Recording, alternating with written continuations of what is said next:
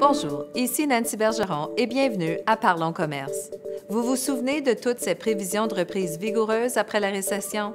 Eh bien, elles se sont avérées exactes. L'économie canadienne se porte bien.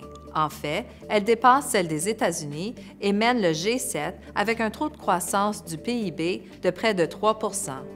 Mais pour les exportations, c'est autre chose. L'économie internationale est plus instable présentement qu'elle ne l'a été depuis une génération.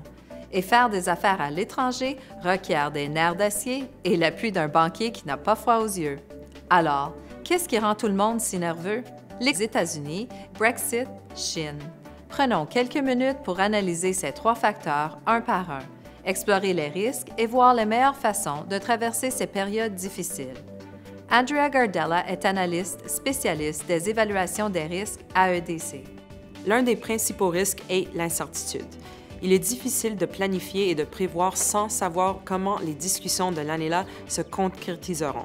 Les modifications réglementaires, telles que les modifications apportées aux règles d'origine, à la propriété intellectuelle, constituent des risques. Certains secteurs ont aussi reçu plus d'attention que d'autres, comme les produits laitiers, l'agriculture et les services.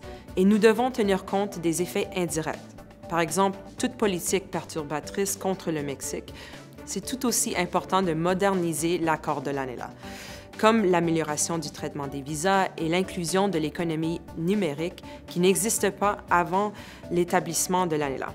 Et enfin, il est également possible pour les entreprises canadiennes de se diversifier en dehors du marché américain. Rester en contact et être informé sera le plus important. Avoir un dialogue ouvert avec les fournisseurs américains, les clients et les partenaires seront primordiaux pour comprendre la réalité sur le terrain. Mais il n'y a pas que l'incertitude de la situation des États-Unis qui rend les exportateurs perplexes. L'Union européenne, notre deuxième marché le plus important, est également en crise. Aurons-nous un Brexit à grand fracas ou sans trop casser de peau? Ou peut-être le Royaume-Uni prendra-t-il la clé des champs en 2019 sans conclure d'accord de Brexit?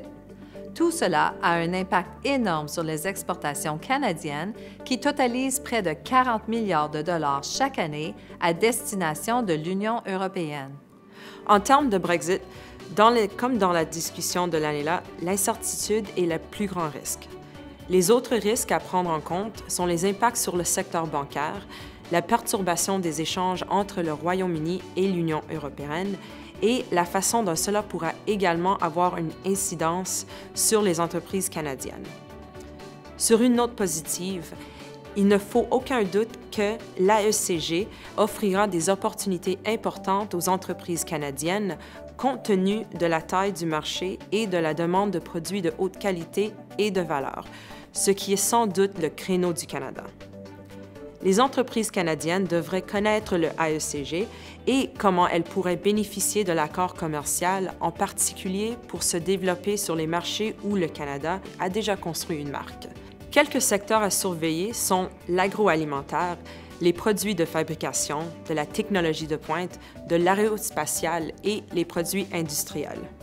L'Union européenne est un marché de 500 millions de clients et la marque canadienne progresse.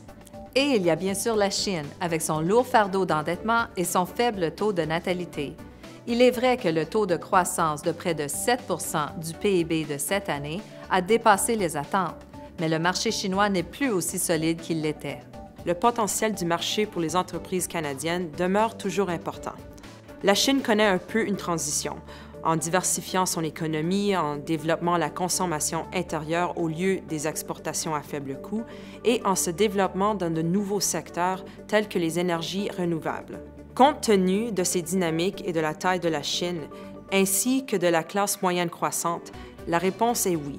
La Chine reste un bon endroit pour faire des affaires. Cela dit, la Chine est restrictive, et en particulier envers les entreprises étrangères. Actuellement, les principaux risques auxquels la Chine est confrontée sont les industries financières et du logement. Une autre question qui émerge en relation de la Chine sur la scène mondiale est l'Inde. L'Inde augmente à des taux impressionnants, mais la Chine reste en avance sur le jeu dans de nombreux domaines.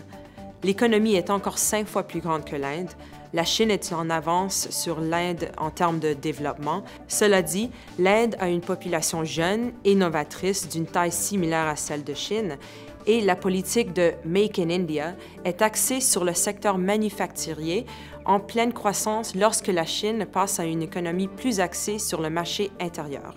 En d'autres termes, ce n'est pas nécessairement l'un ou l'autre. Les deux marchés offrent des opportunités dans des différents domaines. Alors voilà, les trois principales variables dont les exportateurs canadiens doivent se soucier de près. La bonne nouvelle est que les consommateurs internationaux respectent la marque canadienne et qu'un grand nombre de nos marchés secondaires, l'Inde et le restant de l'Asie en particulier, nous ouvrent leurs portes. En ces temps de prévision de croissance économique mondiale de 3 ce n'est peut-être pas, comme on aurait pu le dire Dickens, la pire des époques pour les exportateurs canadiens. En fait, c'est peut-être tout à fait le contraire. Je m'appelle Nancy Bergeron. D'ici la prochaine, continuez à parler commerce.